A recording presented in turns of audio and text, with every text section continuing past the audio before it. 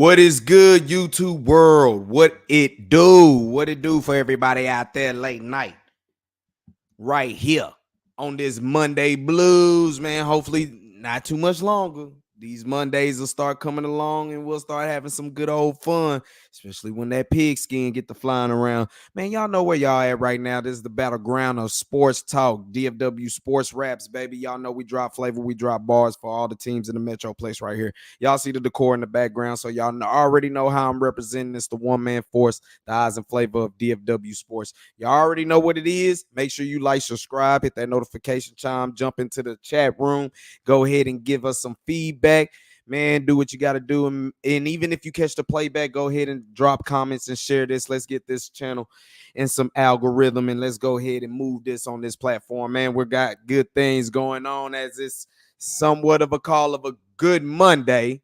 You know what I'm saying? Good Monday, especially since the Rangers go ahead and get a walk-off victory. Big victory for them. I'm glad that happened. That was well much needed. I'll talk about that as the Rangers season is very much on. There's still a lot of baseball left, but coming to this trade deadline, it's on life support. None to say the less. We'll talk about Mavericks fulfilling that last roster spot as we talked about. They're trying to get them another ball handler. This is the return of Spencer Dinwiddie. He comes up in this thing. What's up, little CJ? What it do? Appreciate you for tuning in as we welcoming back Spencer Dinwiddie up in this thing. Y'all know what it is. Ulysses Guab, what's up? It's been a minute. I know, man. I'm trying to come with it. I'm really trying to come with it. Like I said, the Ranger season for me probably is going to have to take a pause of going to the game in the trenches just because we're getting ready for football season. But I'm trying to make sure I get my lives jumping back up in here with y'all, man, as we're going to talk about Spencer Dinwiddie coming back. And as well, Cowboys land in Oxnard, California for their 2024 training camp as they get ready. And Jerry Jones, you know, he's giving his side of the story, as they call it, up in the cart room. So a lot of that's going on with DFW Sports Rap. So, man, appreciate y'all for tuning in. By hopefully the end of this week, I will have some good audio and some good things to spice up this show. I've really been working on things. I just want it to look right. That's more what I'm shooting for. But man, let's just jump into it as we are fresh off of Rangers victory as the Rangers defeat the Chicago White Sox 4-3 in extra innings, as Wyatt Langford is your Ranger, basically your Ranger of the game, as your man hits a great deep single to go ahead and bring in the go-ahead walk-off win victory against the Chicago White Sox, winning 4-3. For what it's worth, it's a victory that the Rangers did need. Let me go over the positives real quick. I'm gonna go over the positives first. Let me give you the positives. What happened in this game? I think for the fifth time in probably 30 tries, the Rangers get a comeback victory where they had to come from behind and get a victory. That is a positive. That's something that they have rarely did this year. Normally, when the Rangers get down, it's hard for them to come back, but they were able to come back and actually get this victory and make something happen. So big kudos to them. We're going to stick on the positives before I jump on what I will call the reality, you know what I'm saying, of the situation. Braden, what's up, man? Wyatt Langford, how you enjoy that? You enjoyed that walk-off? He came, hey, brand new flavor in your ear. For me, this is the rookie of the year. Man, it was a big night. Big night. Wyatt Langford had 2 hits, but he basically had both of the big hits coming in down the stretch. Let me still focus on the positives.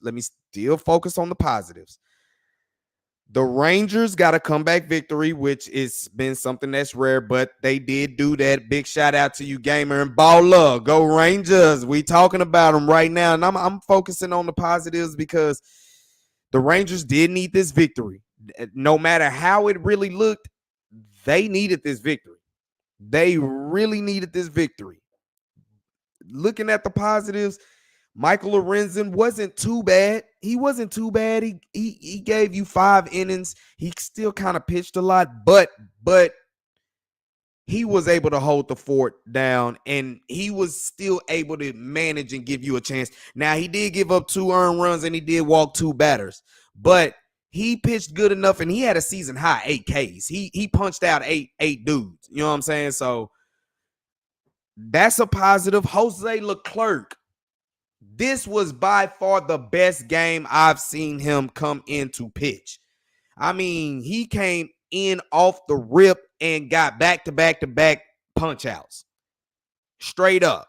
I mean, the dude came in and he made something happen. Now, as the pitching staff total, they ended up having 17 punch outs.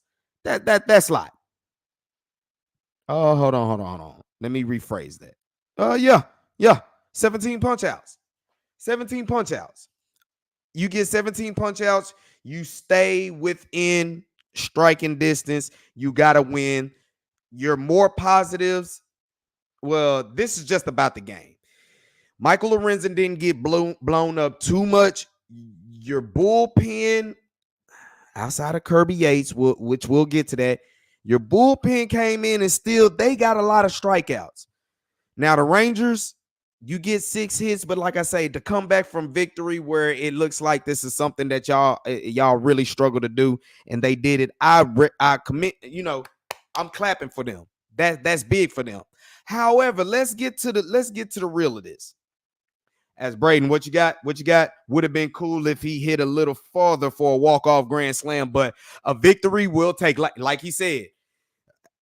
Nonetheless, they got the victory. For what you call it, I will put it to you this way. If you're a Ranger fan, the Rangers lose. You're feeling, no matter how the game was won, you feel way better right now than you would have if you would have lost this game. That's facts. But now let's get to the reality of the situation. The Rangers were in a straight up dog fight with, if arguably, the league's worst MLB team, in a dog fight. You see what I'm saying? Okay, yes, the pitching staff did strike out 17 batters, but I mean, I think this lineup for the White Sox is like 29th in the in hitting. So what the pitching staff did today, to be honest with you, it sucked because Michael Lorenzen gave up 2, but he still pitched good enough. But for Kirby Yates, who's been perfect in closing, for him to give up that go-ahead home run, I know it sucked all the life out of Globe Life Field, because the thing that sucked coming out of this All-Star break is what you have seen now is 2 of your best pitchers. This was last week, but 2 of your best pitchers came in off the break and got blew up. Now you coming down a stretch, finishing the home stretch against a team that's arguably the worst team in MLB, and your closer, you know what I'm saying? Your closer gives up 1 who's been perfect. Now, Evaldi, Kirby Yates, I'm gonna even say Max Scherzer, they get passes. Unfortunately, we're in a situation where the margin of error is very hairline thin. Is thin as hell.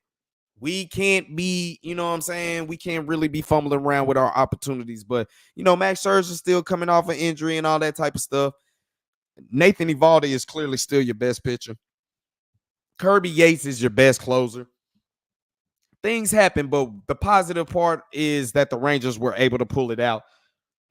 Come from behind, gritty win. I recommend them, but if you're a Ranger fan, just sit here and ask yourself. Just sit. And now I know the White Sox, their record shows otherwise, but who they had on the mound was pretty good today. He was pretty good today. Their pitching, I think, is not that bad. It's just their offense is that bad, and it shows when our pitching staff gets 17 Ks. They get 17 punch outs. That kind of tells you what's going on right now. But If you're a Ranger fan and you're still looking at this offense, you're nervous. You're nervous. And more part about it, your boy Adolis Garcia is giving you nothing as he went 0 for 4. Corey Seager went 0 for. You know what I'm saying? The lineup is still not giving you the pop that you would like. Now, they found ways to win and still was able to hit long bombs. You know, Marcus Simeon was able to get some things going, and then Brody Leota came through and cashed in. That's big. We'll take that. We'll take that. But the explosiveness is just not consistent in this offensive lineup. And that is what you're looking for if you're a Ranger fan. You're more looking for the offensive output consistently. And right now, it just still makes you nervous because that game was still way too tight. And the way your best sluggers are going, they're not contributing. You know, Seager is still doing straight. I believe he still got on base, but he didn't have no hit. I don't know how that does his on base streak. I think he's still at 21 or going on 22 because he ended up getting walked. So I don't know how that's going to go, but the offense I'm still nervous about. I am still really nervous about this offense, this lineup, more in particular, Adolis Garcia. To me, it looks like he has just lost all confidence, man. I don't want to say he's lost all confidence, but his confidence at the plate, it's not there. It's not there. It's not there. And Chris Young came out on the radio before the game and he was saying, look, this is a big series for them to see what they're going to do. Now, I think they'll still be sellers just for the simple fact. I'm saying this because be real. If the Rangers were to go on this little run before the trade deadline, what are you buying? What are you going to try to buy? Now, a lot of people, you know, and it's fair. It's fair. This week, this schedule is prime for the Rangers to jump back in some type of contention. I'm not doubting that, but it kind of goes to the phrase of the Cowboys and Dak Prescott. A lot of people talk about Dak Prescott, 12 wins the last 3 years. Really doesn't matter just because of the postseason, but they more claim that he got most of his wins and his numbers against bad opponents. Well, how good do you feel if you're the Rangers if you do go on a winning streak, but they're all against losing teams? I mean, how much more confidence does that give you? Therefore, it brings me to the point of what are you actually going to buy?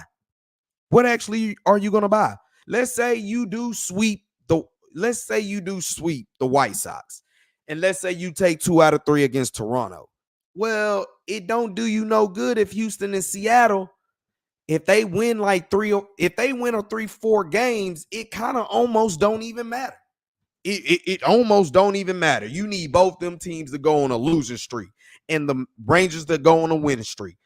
And the way the offense is, it's just Hyde and Jekyll right now, man. It's been more Hyde than Jekyll because I don't know, man, but there's not that much confidence going right there for the lineup. But maybe this victory can do it for him. I mean, Bruce Bochy did argue a call about Jonah Heim when it was a foul tip and he was trying to, make a play down the line, but he ended up dropping the ball. Bruce Bochy walked out up on the diamond. He had some words with the home plate umpire, and he gave him a little bit of extra, and it didn't take long for him to get tossed out. I believed and I hoped that was going to be something that sparked a rally for the Texas Rangers.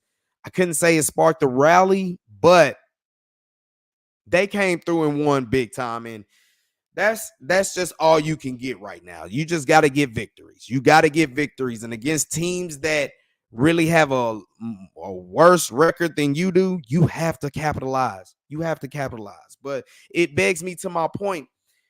Even if you do go on these win streaks, you're really either gonna just hold firm with what you got or you're gonna sell. Because to me, buying, what does that do? What does that do? Because it's still not a guarantee that you can make the postseason. I'm gonna be honest with you. I still think that the Rangers can make a run. I just kind of feel it might just be a little bit too late. It might just be a little bit too late. Not to say it could. Look, I'm rooting for the Rangers. Don't get me wrong. At a lot of times, I don't care about being right. I want the team to win. Braden says this is his 85th ejection all time. So, you know, Bruce, to me, it didn't even look. I don't even know what he really did that really warranted him a ejection. I guess the umpire was like, okay, we done had our conversation. That's it. And he turned his back and walked off like Bruce Bochy was supposed to be satisfied with that. And Bruce Bochy was, this is a manager that's, his ball club is really in a funk right now. So no. But it didn't. Reading the lips, it didn't look like he called him a motherfucker or anything like that. It didn't look like he cursed him or anything, or you know what I'm saying? But whatever it was, it got him ejected. But the Rangers end up cashing in, getting game 1 out of 4 against the Chicago White Sox. And they're gonna need to they're gonna have to put it together again. I believe John Gray is going on the mound tomorrow. Oh Lord, he ain't pitched in 12 days, but oh Lord. When he take the mound, I'm nervous. For real. I'm very nervous. Yeah, I was seeing that too, saying he kind of did it on purpose just to see if it would fire him up. You play a gamble right there, and you're talking about a future Hall of Famer, multi-champion in Bruce Bochy. I think he knows how to play some mind games. He know this team needs a spark.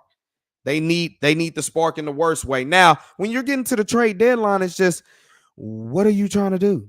What are you trying to do? Because as you look at it, Evan Carter, he's taking swings off the mound. He's taking live pitches. Word came out from the man, Sean McFarland. Make sure you go follow him on X at Sean McFarland, DM, the man from the DMN, which is short for the Dallas Morning News.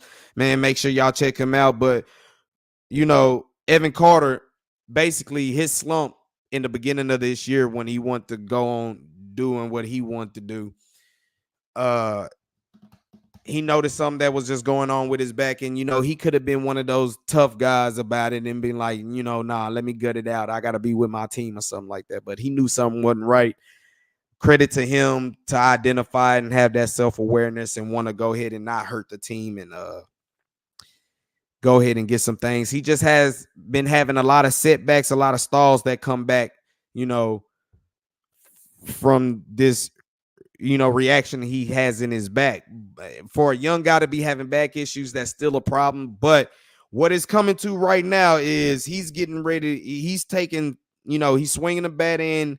He's taking the pitches coming off the mound. So you're looking for Evan Carter to start making his way to getting close to a rehab stint assignment coming soon.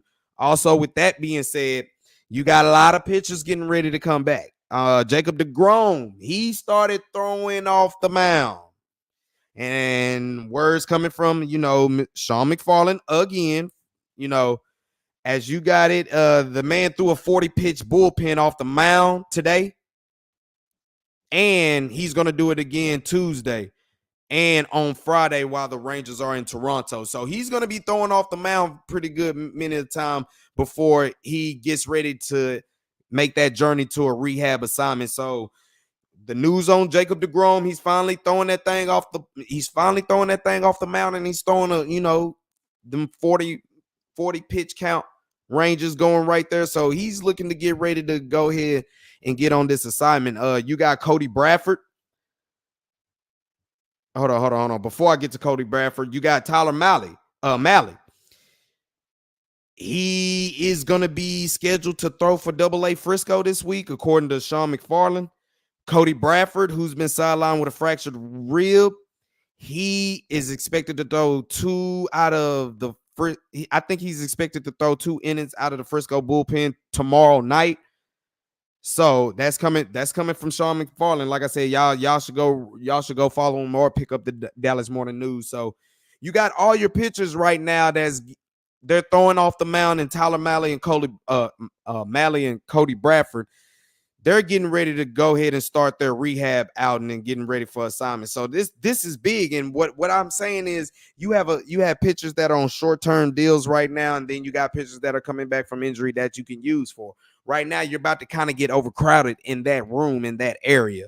If you're looking at the trade deadline to feel that you need another bat that can give you over the hump, where do you put him at? Because most likely the guy that you get is going to be a DH guy, Or are you getting another outfielder? The problem with having another outfielder is right when you get Evan Carter to come back, that's another spot that's in the outfield. Wyatt Langford's in his position right now. So I'm gonna be honest, man. I've been saying it. It's really up to Nathaniel Lowe and Adolis Garcia right now.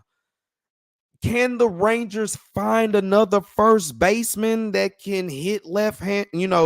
That can hit. Go lefty. You know what I'm saying? Can they do that? Can they find that can produce better than Nathaniel Lowe right now? And what is the price tag for it? Although you got some prices where I don't even think the Rangers will probably even sell. They won't even. I think they might just ride this out. I think regardless of the situation, I think they will ride this out. It's starting to kind of get that way because, like I said, what first baseman can you replace with Nathaniel Lowe right now? Now, Adolis Garcia is a different question.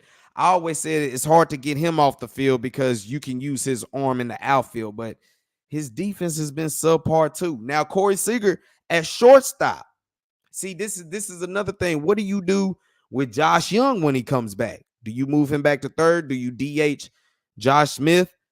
Or do you DH Corey Seager and let Josh Smith play shortstop? Because I'm going to be honest with you, man. Corey Seager's that dude, but, man, come on, bro. Come on, bro. His shortstop play is really starting to get annoying. So let's just see what he can do coming there. But like I said, you basically got 3 pitchers getting ready to come back. And on top of that, you got Dane Dunning already in assignments going. So he's liable to pop up here sooner or later. So that's 4 pitchers right there. You're on the verge of getting back for sure. Josh Young should, in the week or two, get ready to come back. So you really have a lot of your pieces coming back, and it's just more of why sell or why buy when your team hasn't even fully been participating together this season. Let them kind of build up, and even if it's disappointing, let them kind of build something up, you know what I'm saying, to get ready for the next season if that's the case. So Rangers most likely could stay put. They might get rid of a pitcher or two, but Adolis Garcia, that's the guy I would probably look after the most to see what's going on. But Wyatt Langford, man, let's talk about that. And let's just talk about the youngsters that the Rangers have just been bringing along, from the Josh Young, from Evan Carter, all the way now your over top first round overall pick, and Wyatt Langford. He was in a big funk, like he was in a big slump, but give him credit. Young dude, young kid in the pressure moment, knowing that the season is teetering on the line, he come through in the biggest way. And as Braden say, I like it. I liked it for being a walk-off grand slam, but I'll take a walk-off scoring run anyway. It's still a win. It's still a win. So that's something that I'll take. And the Rangers are just going to have to continue to do this type of stuff here going forward, and especially against the team that's one of the worst, if not the worst, in the MLB. No disrespect. I'm not shooting no slugs at, the White Sox or anything like that. I'm just going off of, their record. I think they're 29 and 70 something. I mean, good Lord. But I have seen the Rangers get swept by the Rockies. So this is, like I said, the positive I'll take from the Rangers right now winning this type of game is they came back when they needed to. Their rookie came through and gave them the walk-off victory. And I'm honestly say about Jose Leclerc, to see him come in and deal like that, bro, if he can package that up every time he comes out, man, Rangers can try to do something. So all is not lost, but there's still no reason to get ahead of ourselves right now. Don't get the screaming we're back. Don't get the screaming we're back yet. You know what I'm saying? Holla at me after Thursday's game, and then we'll talk about it. We'll really talk about it. But hey, Rangers needed that. There you go, Brayden. Hey, so 27 and 75. You were in a dogfight with a team that's 27 and 75. We still need to be humble. We still need to be humble. So, that's that part. Let's go ahead and jump into my next topic. We're gonna talk about some Spencer Dinwiddie. As I was talking on like a couple of my last lives, the Mavericks were, they still had one open roster spot on their roster, and the news was coming about. A lot of sources were saying that they wanted to hold out. They wanted to hold out that position for a ball handler, and I think with Dante Exum shows that he had a compound fracture. I think something like that happened to him. With that happen, because I think they had plans for Exum to do some, I still think they do, but with him having that type of fracture, and then you got Kyrie already out, I think that forced the envelope to go ahead and really make a move and go ahead and get us another ball handler. The words was going in between Dennis Smith Jr. and Spencer Dinwiddie. I think Spencer Dinwiddie works. I like DSJ, don't get me wrong, but Spencer Dinwiddie to me works better with Luka, and I believe he probably works better with Kyrie. I think they all have played together in some type of way. So, I mean, look at Nico, man. Nico keep cooking, and Spencer Dinwiddie, his services was being recruited by guess who? Guess who we beat out for Spencer Dinwiddie? The Los Angeles Lakers again. So Nico, you done beat out the Lakers, big La La Land, for old Dallas, Texas. You done beat out the Lakers for Kyrie Irving, Klay Thompson, and now Spencer Dinwiddie. And what Spencer Dinwiddie coming back into the fold show, like I said, he knows how to play with these guys. He's somewhat familiar with what everything's going on. He's veteran presence. Last game I think he ever played in the Maverick uniform, he put up 25. Not to say that if he was on the roster against the Celtics in the finals that they were going to win, but you would have had some more ball handling support coming off the bench for sure that could get people set and can score. That's just something that the Mavericks were missing, just another ball, because most times Jason Kidd would start Kyrie, he would start Luka, and then one of them would take the early break. More times than not, it would be Kyrie, and then Luka would take his break, and then Kyrie would come in. But they just really lack that second ball handler. They really, really lack that second ball handler. But getting Spencer Dinwiddie back, it all tops out. As like I said, let's CJ for sure. Like he played with Luka and Kyrie, so that's already right there. Now it just sucks because Kyrie, he's gonna be out of commission because he got a broken hand. Now, like I said, you got Dante Exum, what I believe is a compound fracture. So, but as Braden say, now you get you some depth. Damn sure at ball handling right now.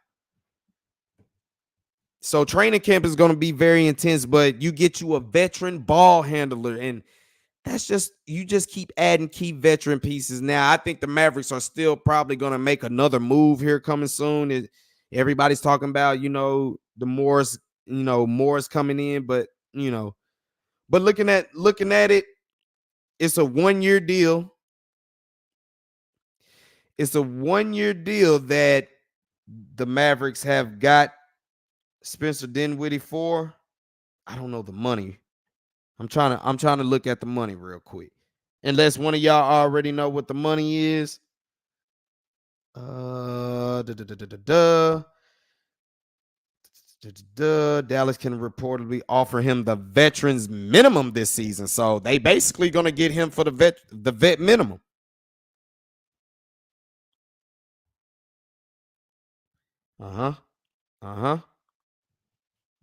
Yeah, so basically, Toronto did their thing to kind of get out of his contract, but they're still going to be paying him. And now the Mavericks just really going to. So not only Nico, do you get another veteran ball handler that's familiar with, Luka and Kyrie, but you get him for a vet minimum. That's big, man. That's making some moves.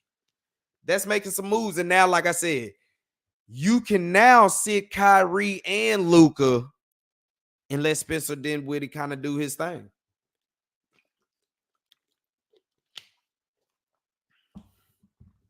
Spencer Dinwiddie coming off the bench with Daniel Gafford, that type.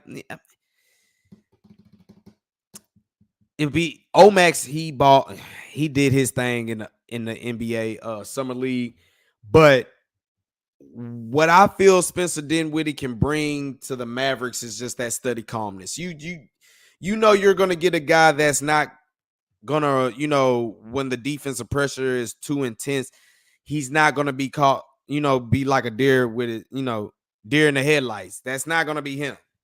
That's not gonna be him. And we know that he can score as a point guard as well. He can score and he can facilitate. He is a very, very solid NBA point guard. Very solid. Lil CJ, what you got? Who's your top 5 Mavericks of all time? Ooh, wee. Top 5. If I just had to go off the top of my head, of course, number 1 is Dirk Nowitzki. Number 2 will be obviously Luka Doncic. Number 3. Number 3 for me would have to be Jason Kidd. I'm gonna have to go with number 3, Jason Kidd. Number 4, I mean, you got to have Rolando Blackman in there for sure. Number 5, I'm in between Mark McGuire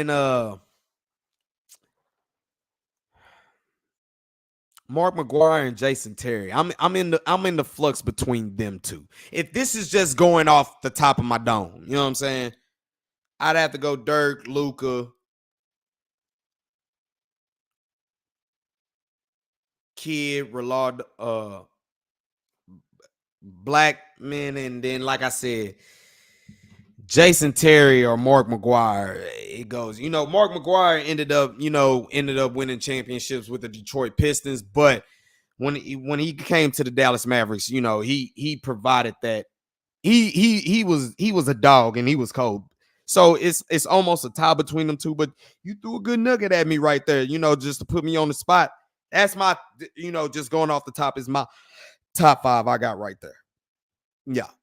Jason Kidd for me because, when he got drafted with the Mavericks, that dude was cold. He didn't have no jumper. But that dude was fast. He gave you double digits. He could get to the rack. And then when he came back, he was that calming presence, that floor general to help Dirk get that championship. A lot of people want to say Tyson Chandler, but I'm just like, it just wasn't enough. Even though he got the chip, it just wasn't enough. I'd put Jason Terry over that. So like I said, Jason Terry got the chip. He was a big reason for. JJ Barea for me is a honorable to mention. You can't really forget about JJ Barea. But yeah, I'm going with that as my top 5 right there. Damn, you threw a good question right there. He said, I wonder if we're gonna do anything with Jamarion Sharp.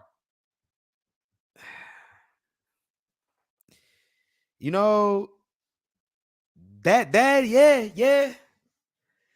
What the thing that the Mavericks have right now, I think they got a lot of the players that kind of have the same skill set right now. They got some type of depth, but their depth kind of consists of the same type of players. So it would.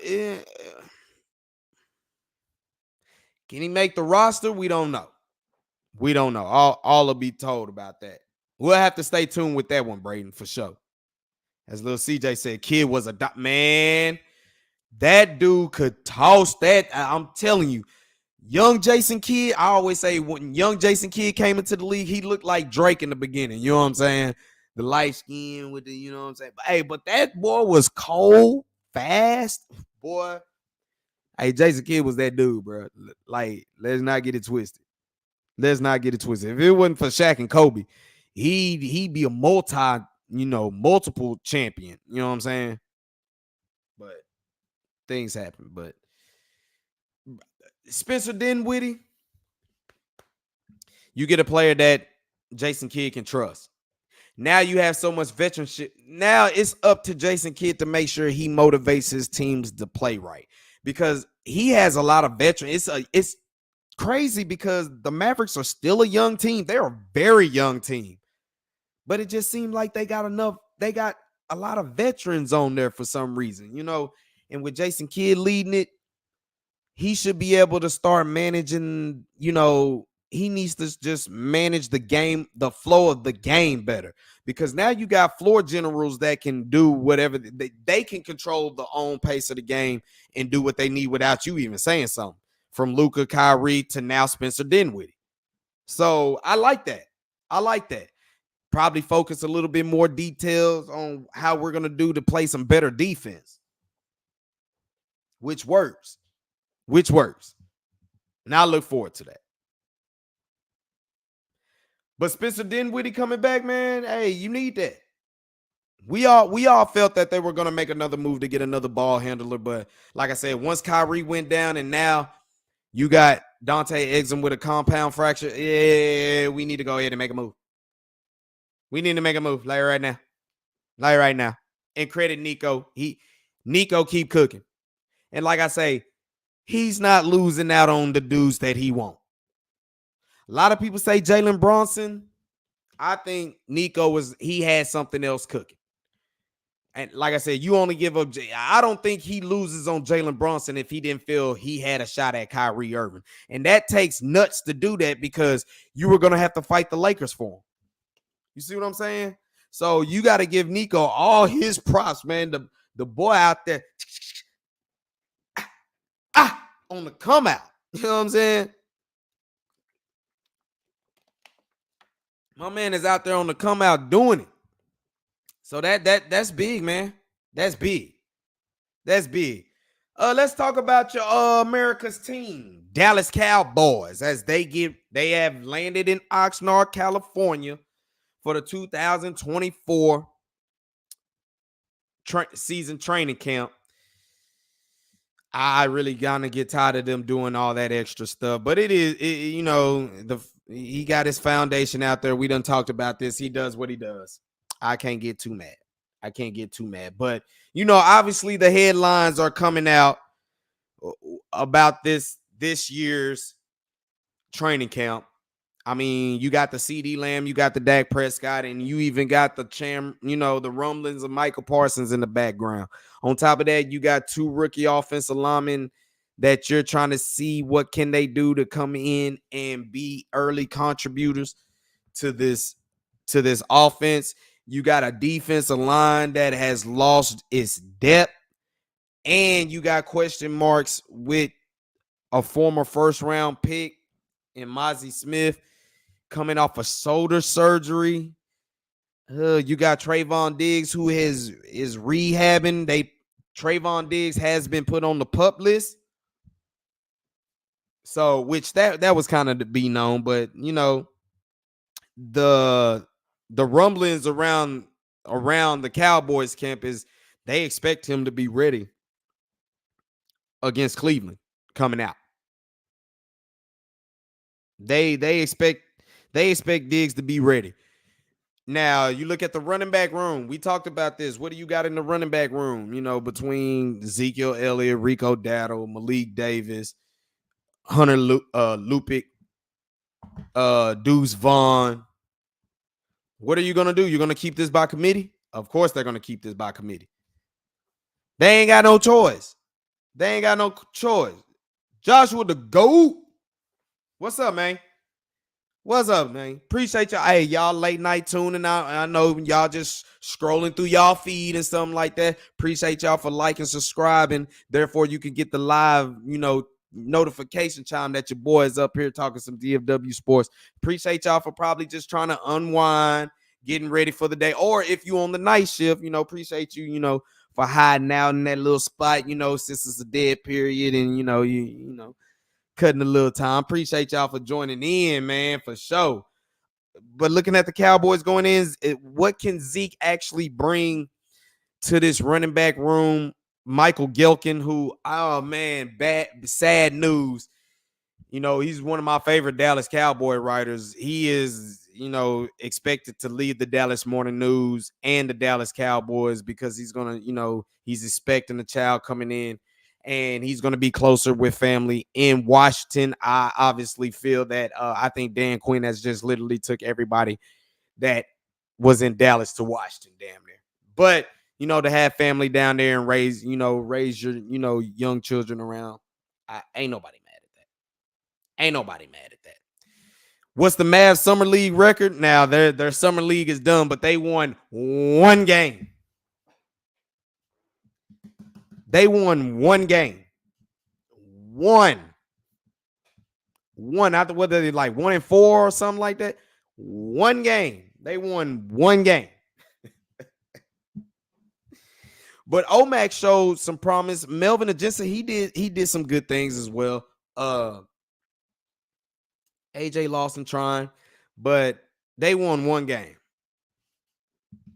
They turned over the ball a lot, and their free throws is still right there. But looking at the Cowboys going into training camp, everybody's liking what Ezekiel Elliott brings because he's a damn character. So hopefully he comes in there and liven up the mood and, in the running backs room and just in the offense in general. It's just still a lot of questions going on. Even with Zeke coming back, being at 29, I think he just had a birthday on top of that. We're not looking for the old Ezekiel Elliott, but can he give us a little bit more physicality that we've been lacking here coming, down the stretch at the end of the season? And it needs to be by committee because you're going to need a somewhat fresh Ezekiel Elliott and Rico Dowdle when it comes down to the postseason, because I don't know how they're going to run the ball or do what they need to do. And I told a lot of folks, a lot of people are saying Tyler Guyton needs to be starting at left tackle. If he shows out and he's that good, then okay, yes. But I've said from the jump, for a coach who is coaching on the last year of his contract, he does not have time to have a rookie out there. That's just how these coaches think, especially being the old school. I mean, if you was at your job, let's say you were like a senior manager or something like that, and the director is telling you that, look, this needs to happen or else. You know what I'm saying? And you mean to tell me you're gonna put basically all that on the line for a temp who just now started? Stop. Don't do that. Don't do that. Talking about them stars, man. Hey. Big shout out to the stars. As y'all know, Joe Pavelski, he officially retired from the NHL. Gave a heartfelt writing letter to all of us Dallas Stars fans. And, he's going to be a guy that's going to be missed for sure. For sure. And like I said, training camp get ready to start for them coming soon. And then they get their preseason started in late September. So we'll be on Stars watch for that. And if any more news come around, I'll be damn sure to drop that about the Stars. So like I said, follow me right down at the ticker below, man. Right now you are in, Battleground of Sports Rap. This is DFW Sports Raps. Y'all know where it is. Like, subscribe, hit that notification chime. Make sure you follow me on X at Drewski Selfmade. Look at it right there. Follow me on Instagram at Drewski, man. Especially on X. We keep it going. We sharing all the news that we can find out, especially from all our pals from the Dallas Morning News and from all the, team websites as well. So. But looking at the Cowboys, you got Ezekiel Elliott. Can he come in there and give this running back room that, can he give them that confidence to let them know under his wing they can be able to do good things? He'll be willing to tell. Interesting stat came out that said last year when he was with the Patriots, his max topped out run, he topped out at 20 miles per hour, which was more than Tony Pollard did for you last year.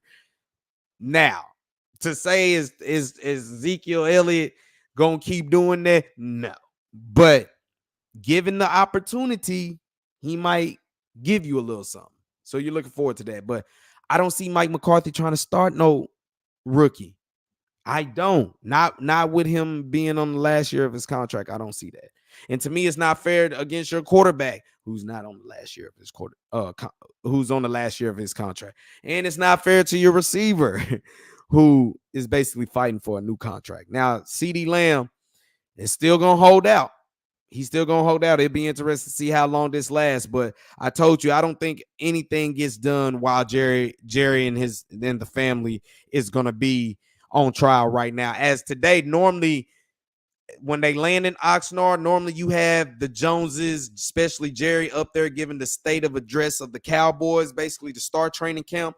That has been delayed. It's going to be delayed till Saturday because Jerry and his family they're in court right now. So I honestly believe once this gets resolved, you'll see the talks of contracts and negotiations accelerate. I honestly believe that. I really do. What record do I think the Cowboys are going to be? Joshua the GOAT ass. Whoa, my friend. That's a great question. I see them. At worst, I see them. At worst, I see them.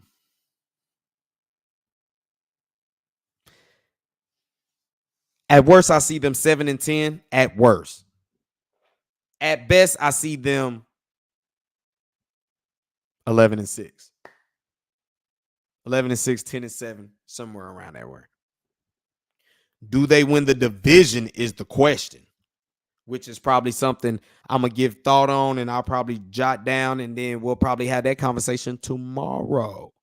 So I'm trying to make sure I start coming to y'all live more times than anything. Y'all already know on Wednesdays, make sure you follow over to IE Sports Radio. You're the Ray FIFA, all that is sports. Heart of Texas Sports. We go up doing the same thing we doing right here. We go up in between 9 to 10 p.m. Central Standard Time, talking Dallas Fort Worth sports. So make sure you go search that in and like, subscribe, and you'll be able to catch your boy every Wednesday. But I'm trying to make sure we come to y'all all the time. Start getting here a little bit more. Now that football season is coming around, it's always more to talk about. It's always going to be more to talk about. Of course, we're going to be leading off with the Cowboys, but that's how that goes. Oh, you said yo Bengals are probably going to be 14-3 or 10-7. So best case you got 14-3, worst case 10-7. So I look forward to you joining the channel when we play the Bengals. I think that's a Monday night game. It's a primetime game. I don't know if it's Sunday night or Monday night, but we get a chance to play them things, as we got to go up against basically the division, the NFL's toughest division in the AFC North. I'll put it to y'all this way. It obviously doesn't matter unless the Cowboys can get out of the divisional round, which means to the NFC Championship game. It obviously doesn't matter. But if you were to tell me that with all what's going on with the Cowboys right now, I don't care. To me, I really don't care what happens in the postseason as of right now. You mean to tell me you got a makeshift offensive line, a quarterback who's trying to get extended or is in the last year of his deal, head coach, defensive coordinator who is on 1-year deals basically, and your star receiver looking for a new contract. If you were to tell me that the Cowboys go out and get double-digit wins, especially against a AFC where you get the AFC North, basically the toughest division out there, they were to get 12, if they were to get double-digit wins out of this and they go 500 or better against the AFC North, bruh, y'all got to stop all this slander about Dak Prescott, man. Even though y'all won't, because it only matters because he's going to go through that. And if he win, okay, what is he going to do in the postseason? But if he's losing to all of them, I told you that wasn't a quarterback. He wasn't the quarterback. Damn, man. Come on, man. Come on now. But you're looking at it, I'm telling you, soon as Jerry and them can get up out of this, because like I said, they're going to address the state of the Cowboys basically Saturday. And I think that's when they feel that the argument should be closed by the end of the week. And they should end up winning this countersuit that he's doing against this lady that he felt, broke their agreement about confidentiality. But hey, I mean, Cowboys got the AFC North, NFC South. We gonna see. We gonna see. What you got? What would happen if Stroud was on the Panthers and Bryce Young was on the Texans? Uh, I think Bryce Young would be doing what CJ Stroud is doing because I think now I don't care nothing about no Houston sports. I'm gonna be honest with you. But D'Amico Ryans, oh no, he true. That's a good ass head coach right there. Sometimes you gotta have the right head coach that can make things happen, and he has the right staff to make things happen. D'Amico Ryans is really D'Amico pretty cool. So I think Bryce Young would be seeing his success. And then CJ Stroud, I think CJ Stroud actually is a better quarterback, but I think he would struggle in Carolina too. I honestly think that. So for the Cowboys, I mean, soon as Jerry and them can get this law, soon as they can get this core stuff out the way, they're gonna resume. And it's crazy because we always ask them, why don't y'all just stick to football stuff? Hopefully, this is some humble pie, and this makes them strictly focused on football. But I think they know they're gonna win this case just because they had their agreement. I mean, every court they done took it to so far has said, nah, this is valid. So I think this is gonna actually end pretty quick. I don't know what the rulings are gonna be, but I think this is gonna end pretty quick. And once that ends, Jerry will make sure he gets CD Lamb taken care of. And then once he gets CD Lamb taken care of, he's gonna get Dak taken care of. I believe this will all happen before they will take flight before the regular season starts. Before they go to Cleveland, these two deals will get done. Everybody saying Jerry ready to rebuild and reset. I don't know about that, man. I think he likes his players. It's just they're tight. They're in a tight spot. And then on top of that, do they wait after this year? I don't know. Because if you let Dak hit the open market. Now, like I said, CD Lamb, you can franchise. I don't think he will miss a whole season because the fines accumulate too much. The fines accumulate way too much. You hope the Bengals resign next year. They did. I think they did resign them, didn't they? Or was it just for like a 1-year thing? Jamar Chase and T. Higgins. That's some problems you got right there. That is some problems. But you're looking at the receiver room. Okay, since CD Lamb is out, this is y'all bet. I think CD Lamb is being held out just so I think they're going to get a deal done with him regardless. The word has been out that they're actually talking directly to Dak Prescott about the negotiation. They're still slow, but they're talking directly to Dak Prescott. CD Lamb, on the other hand, there's been talks.